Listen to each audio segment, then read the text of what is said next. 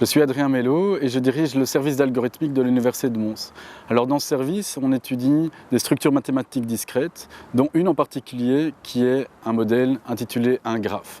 Alors un graphe, c'est simplement quelque chose constitué de points et de lignes qui peuvent relier certaines paires de points. Par exemple, on peut appliquer ce modèle au réseau Internet, où les ordinateurs sont des points et sont bien sûr reliés entre eux, ou aux réseaux sociaux, ou aux molécules chimiques, ou tout simplement un réseau routier, dans lequel vous avez des villes qui sont également reliées entre elles. Alors on peut étudier ce modèle à deux niveaux.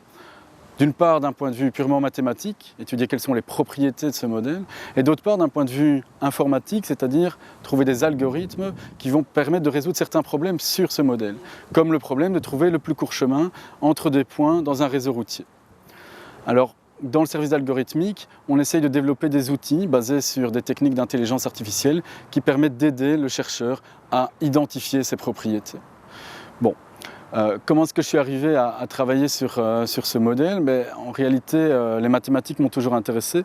Mais quand j'étais en secondaire, j'hésitais entre deux choses, le théâtre ou les maths. Et mes enseignants m'ont conseillé de faire les maths. Je ne sais pas très bien pourquoi, mais donc j'ai commencé les maths à l'ULB.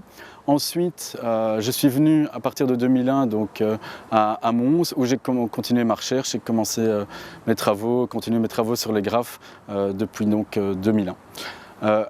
Alors, je ne fais pas que des mathématiques et parfois les étudiants sont étonnés de me voir arriver dans l'auditoire avec un t-shirt de Heavy Metal. Donc j'ai quelques passions qui peuvent paraître inhabituelles. J'ai également une grande passion pour les jeux de plateau, là où il y a plein de petits cubes en bois où les règles sont très compliquées.